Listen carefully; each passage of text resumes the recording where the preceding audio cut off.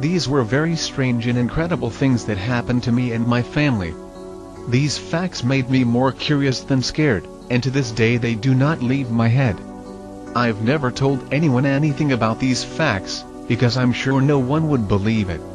It all started when I had to go to Idaho, in a town farther north. I went there for a job interview. I returned to my hometown in Oregon, and a few days later I received the news that I would be hired. That meant that I would have to move with my family. My family was big. I was the father of 2 children, a boy of 9 and a girl of 5. I lived with my wife, and we had a golden retriever dog named Bob. We finally moved. I got a 2-story, large house with 3 bedrooms, garage and a large area around. The downside was that the house was a bit out of town, but nothing that our car did not solve. Behind the house was a pine grove that stretched for miles.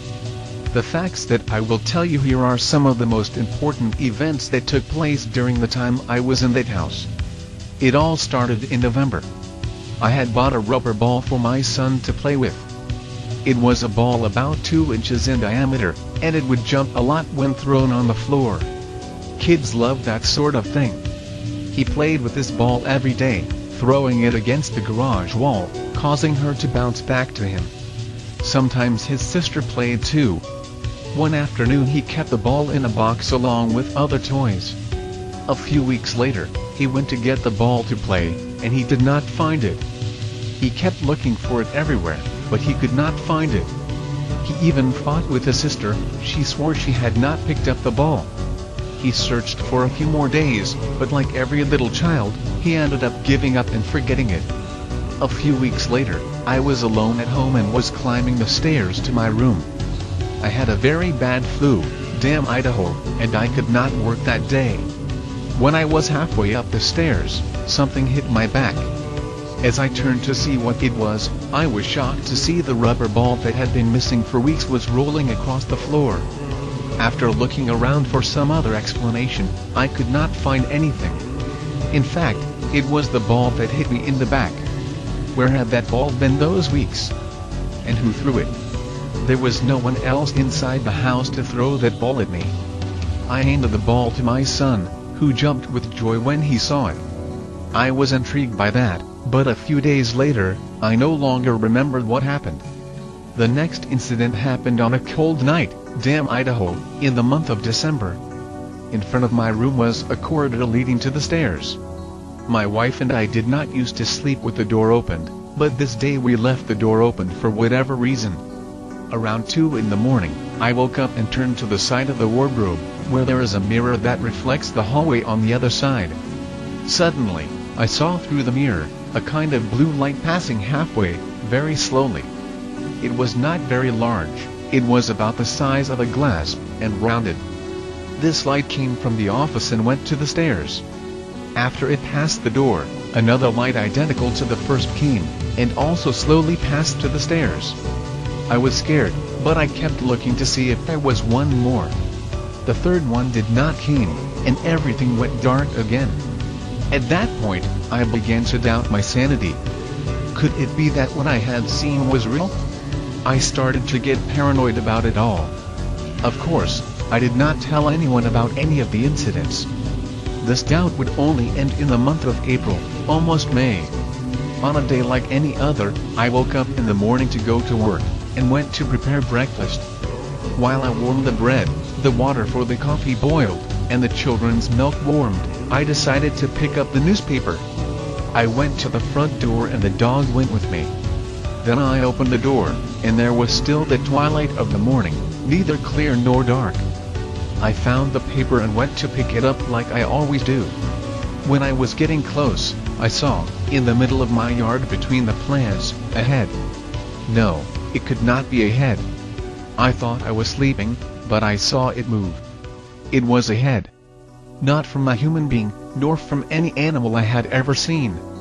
It looked like a monkey's head, but it was completely black and came out of nowhere. It was the size of a green coconut. It began to turn from side to side, as if it had been studying the terrain, seeing what was around her. I thought I was dreaming and I was still in bed. But I could not be dreaming, because I knew I was not, and I was aware of it. I really was seeing a black head in my yard. So it looks like Bob the dog finally noticed this head there. Bob started barking. That head looked at us, and I could see those two huge yellow eyes, which occupied almost the entire face. The head opened its mouth as if it was growling, and showed those brown teeth. When the dog came a little closer, it simply sank to the ground and disappeared. I did not believe what I had seen. I went into the living room, turned on the yard light, and went back outside. The dog was crazy, looking for the head. I went to where it was and there was nothing there, no hole, no depression, nothing. I set it aside and went back to the kitchen. When I got there, my wife was already there with the kids. So I ate my breakfast and went off to work, without speaking to anyone about what I had seen in the yard.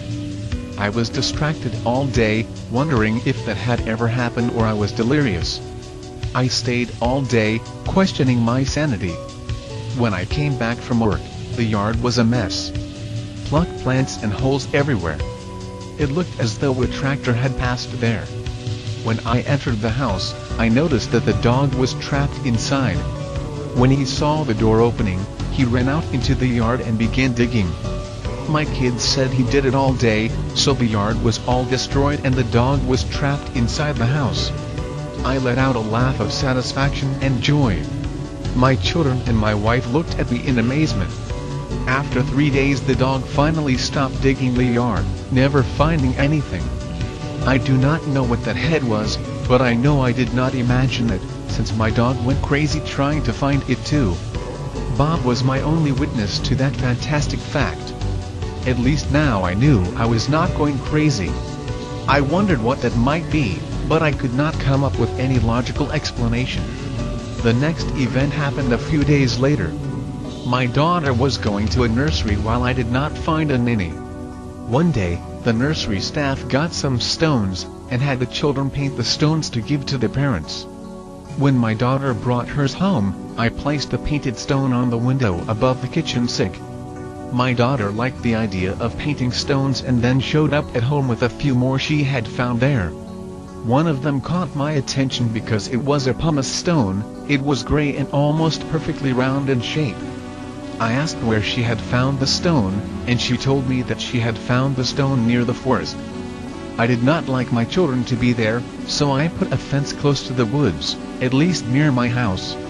My daughter ended up getting only the pumice stone and the painted stone, because I did not want 1,000 stones scattered around the house. The two of them stood in the same place, in a window above the sink. 2 or 3 weeks later, my wife came to complain to me. Every time she would do the dishes, one of the stones was always inside, or on top of the sink. I did not pay much attention to it and simply told her to put the stones back in the window. One day my sister-in-law was at home, and she decided to do the dishes for us. She lived in the same city as us, and she was responsible for pointing me to my new job. When she was about to begin, she asked about the stone in the sink. I told her to put it back in the window. By now my wife and I were already starting to get scared by the stone. She said she would throw them away, because they were all black and dirty, and I said okay. At night, the whole family went to see a movie in the living room. The house started to get a bit cold, so I asked my sister-in-law to close the kitchen window. When she went to close the window, she saw the stone she had thrown away, on top of the sink again. Then she let out a scream, and when we went to see what it was, we saw the stone standing there. A shiver ran up my spine. It could not be some mischief of any of my children, because they stayed with us all the time. Then, before we got to sleep, we put the stone in a plastic bag and threw it into the trash can. The next day, we went to take the trash to the bin outside the house, and took the opportunity to make sure the stone was still there, and it was. After putting the garbage up, we all went to my sister-in-law's house. Arriving there, we went to the kitchen to have some coffee. After breakfast, she went to her room to show my wife something that she had bought. Suddenly, she ran out screaming and got out of the house. So I went outside and told her to calm down, and to tell me what had happened. At that moment she began to cry, and told us that the pumice stone, the one we had thrown away, was on her pillow. I went there to see, and the stone was actually there. My family was now really scared of it all. My children and my wife, too. I had gone to the bathroom while we were having breakfast, so I thought for a moment. It was then that I smiled broadly and said, "It was me, I put the stone there when no one was watching." It was a lie, I was just as scared as everyone there. My children believed and burst into laughter. My sister-in-law wanted to hit me. My wife, however, seemed not to have believed it. We went home, and at the first opportunity that I was alone, I took the stone to the woods and threw it back inside. I do not know why I did that, but it worked. The stone did not come back the next day. I then had a long conversation with my wife, and I told her everything I had seen, and how important it was to keep that a secret from our children. Time passed, and nothing happened, until June. One day, I had to make a trip to the company. The trip was good, I went and returned without incident. In fact, almost without incident. When I was in my city, on the way to my house, the car lost its strength. I stopped at the side of the road. As it was close, I decided that I would walk home and from there decide what to do. It would be 4 miles of walk to my house. It was already dark, but it was a full moon and it was very clear. The road was surrounded by trees, pine trees, the same forest that was in the back of my house. So I gave up trying to start the engine and got off. I started to walk my way to my house, and felt myself being watched. Instinctively I looked at the trees, realizing that someone walked in the same direction as I did, but among the trees. I thought that was strange, there should not be anyone in that area. Intrigued and frightened, I went faster, hoping the person or animal would realize that I already knew of his presence. When I got faster, he got faster too. I was already getting upset about it. In part of the road, the forest suffered a failure of continuity, a clearing. There was also no guardrail there. Coincidentally, in this existing span, the lighting was reasonably good, and there, I would certainly see what was following me. As we approached the light, I realized at a glance that it was not human feet but a canine animal's feet. I did not turn my head directly, I just peeked because he was careful enough to walk 2 steps back, so we never stood side by side, because he seemed to stalk me. I was surprised by the behavior of that animal, it seemed too rational. He was never in front of me, he walked silently, hiding in the shadows and almost at the same pace of my step. Despite this, I was neither afraid nor frightened. At last, I reached the most illuminated point where the forest clearing was. I turned my neck and waited for him to appear. The first thing I actually saw were 2 sparkling red eyes staring in my direction. I know that the eyes of canines and felines shine in the night, but those shone with a disturbing intensity. I felt a cold run down my spine and an uncomfortable feeling of fear. It was an incredibly black dog, big but not huge, and his sparkling eyes were fixed on me all the time. He seemed to guess my thoughts. He followed me on the other side of the guardrail. I felt like running, but I knew that whatever it was, it would haunt me if I ran. Even with the existing vein on the guardrail that allowed him to enter the road, he did not enter, and continued escorting me always a few steps back. As I looked in his direction, I was overshadowed by the intense glow of those impressive eyes. Even when I finally got home, I did not have the guts to look back, for I still felt his eyes on me. After that night, I was thinking about the case. Where had it come from, and what was that black dog of such strange behavior? Until that day, I thought there was something wrong with my house. After that day, I knew for certain that there was something very wrong with that region. A month later, my children were on vacation. Their grandmother, my wife's mother, became terribly ill, and she was hospitalized. With that, I advised my wife to go to Oregon with the children, because I needed to stay there to work. On a Monday, she went with the kids to Oregon, planning on spending a week or 2 with her mother. Just the first night alone, something bizarre happened. I was watching TV in my bedroom at night. It was quiet outside when Bob started barking. I heard something scratching the bedroom window. I got up out of bed and looked at the window. As soon as I looked, I saw a figure emerging from the front of the window and moving away. My reaction was to approach, open and look out the window. As soon as I looked, I came upon a tall, very tall creature, supposed to be nearly 14 feet tall. He wore long white robes, was thin, very thin, walking quickly to the back of the house. It was brown or black, I could not see straight because of the dim light. He had 2 huge horns on his head, disproportionate to his body. My fright was so great that I almost lost balance and fell out of the window, as it was hurrying toward the pine forest. With my heart almost out of my mouth, I grabbed an old rifle I had stashed in a cupboard, and went downstairs. I opened the door quickly and dragged Bob inside. The dog was very agitated, and probably more scared than I was. The next day I had to put Bob outside, and go to work. I had slept badly last night, but I had to go. I said goodbye to Bob and went to work. That day I ended up taking a little longer at work, so when I got home it was already dark. I had left the lights on the front of the house to turn on by themselves when it was dark, to keep Bob comfortable. When I was almost home, I saw kids playing with something that looked like a dog. I continued with the car, when I noticed that they were not playing, but mistreating the dog, throwing rocks and kicking it. These kids do not respect anything these days, I thought to myself, so I decided to go there and put an end to the situation. I stopped the car and got out, and started walking towards them. As I approached them, I cried out, "Hey, stop it, leave the dog alone." Then the 3 boys standing there stopped and looked at me. I could see the dog on the ground better now, it was Bob. "Yes, you 3, stop it. This is cowardice. What are you doing with my dog?" As I approached, the 3 boys between looked and whispered something that I could not hear. I was already preparing to slap them, when Bob took advantage of their attention on me, and ran away. When he did this, I think from the relief of knowing Bob was well, I could see better with the moonlight. What appeared to be 3 boys were not 3 boys. They were 3 humanoid creatures, with dark skins, almost black.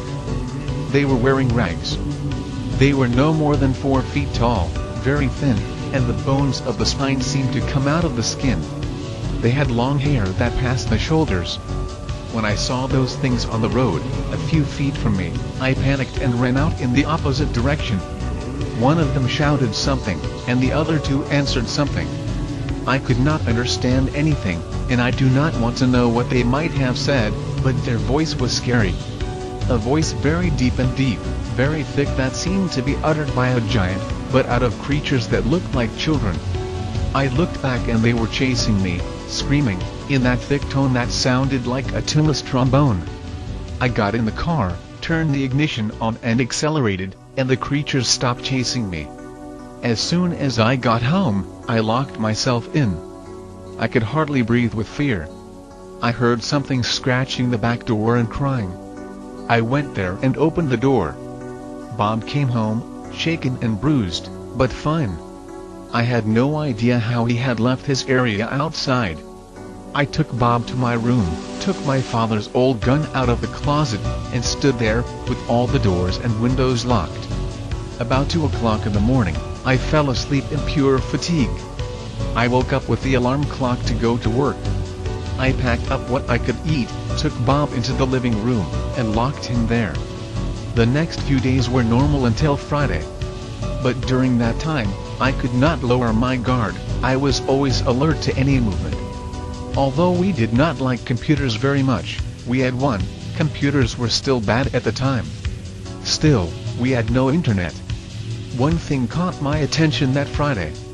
As I climbed the stairs and looked down the hall, the computer was on.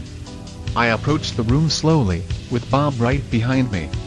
As I entered the room, I noticed that the computer screen was on. On, not plugged in, the computer was out of the socket, and yet the screen was white. I felt the hairs on my body shiver. Scared, but there was something wrong. I began to hear little clicks coming from me. I did not stay there to see what it was. I left and locked the office. I was sweating a lot, and was already terrified. Suddenly the phone rings. I got to my room and picked up the phone. As soon as I put it in my ear, I hear a loud squeal. I hang up and phone, and I lock myself in my room. I take a shower and I eat something. Not to go downstairs in the kitchen at night, I began to carry food into the bedroom. The next day, I got up just before noon, with the phone ringing. I pick up the phone, and this time, it was my wife. Apparently her mother's health had improved, and she was already on her way back. I spent most of the day straightening up the things around the house. They arrived a little before dark. The house was tidy. I, on the other hand, seemed to be someone else. In the coming weeks after the return of my family, the activity stopped for a bit. Weeks later, my son and I had an argument. I do not remember what it was. I remember it was something silly, and I ended up leaving him grounded in his room. His bedroom was the only bedroom downstairs. He was grounded in the room, and I'd taken his video game. The discussion was in the afternoon, shortly after lunch. It was already night, and I went to his room to see if he was okay, because he was very quiet. As soon as I got there, I saw a volume in his bed. It was as if he was standing on the bed, covered by the sheet. I called his name, but he did not even move. I removed the sheet. There was nothing there. I was afraid, but I remembered that my child was not there. I looked around the room, but I did not find him. I looked at the window, and it was open. His bedroom window led directly into the backyard. Shit, I thought. I already knew what had happened. I called my wife and my daughter. I asked them to keep looking at the house, but I would go with Bob trying to find him in the woods. It was dangerous. It was already dark. I took the old hunting rifle, a flashlight, and put a leash on Bob. It was almost midnight when I entered the pine forest. Although the moon illuminated much of the forest, I could barely see without the flashlight. That's when I realized. I saw a shadow jumping from tree to tree, right on top of me and Bob. This could be described as some kind of animal, but it did not seem to be. It made no noise as it jumped through the trees and made the back of my neck shiver. I also began to notice some of the same spheres of light I had seen months ago. Every time Bob and I wanted to go back. Basically whenever we heard something out of the ordinary or saw the lights, but we always controlled ourselves and kept going. The shadow continued to haunt us, and I could not look to the shadow to shoot, nor did I know if that rifle still shot. Finally, in a small clearing, I saw my son lying on the ground. There was blood on his head, and he was unconscious. I held him and called his name. He opened his eyes. That was enough. I grabbed him in my arms and released Bob from the leash, betting he would go home. I followed Bob, and I was right. He drove us home. I took my son to the hospital. He had an ugly cut on his head, and had to have stitches. When we returned home, it was almost lunchtime. He was still very shaken.